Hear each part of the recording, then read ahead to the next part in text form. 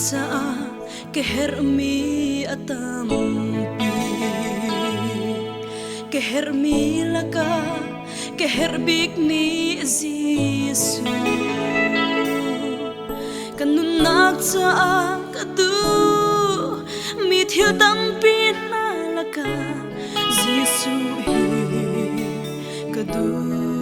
biko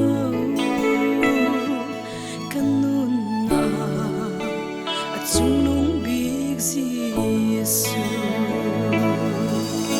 tu big ding le thim big ding mi cho Yesu Christ dot big ding song Yesu Christ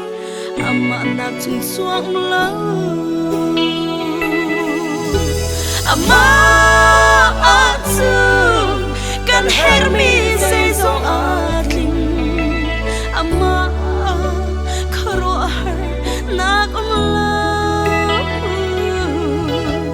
ama chunga har nak le mak trong lu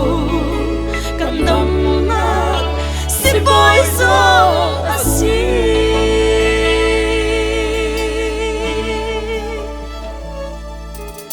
kan lam thuana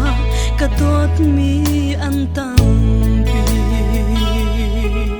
ka dot mi laka ka dot big mi Yesu kanun lang thuana katlei chan mi thil dam pi laka Yesu hi katlei chan bi kanun la achung long bi Yesu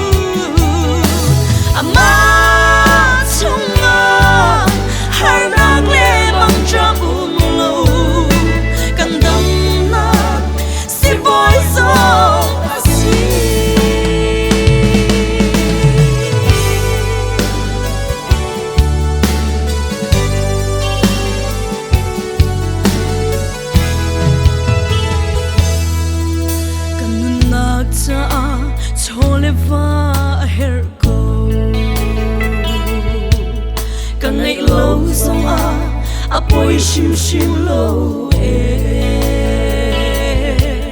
ngày lâu ốc cha lâu Giêsu dẫu lâu ốc cha lâu Giêsu cả ngày chung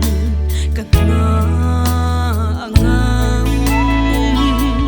cả nôn chung long bi Giêsu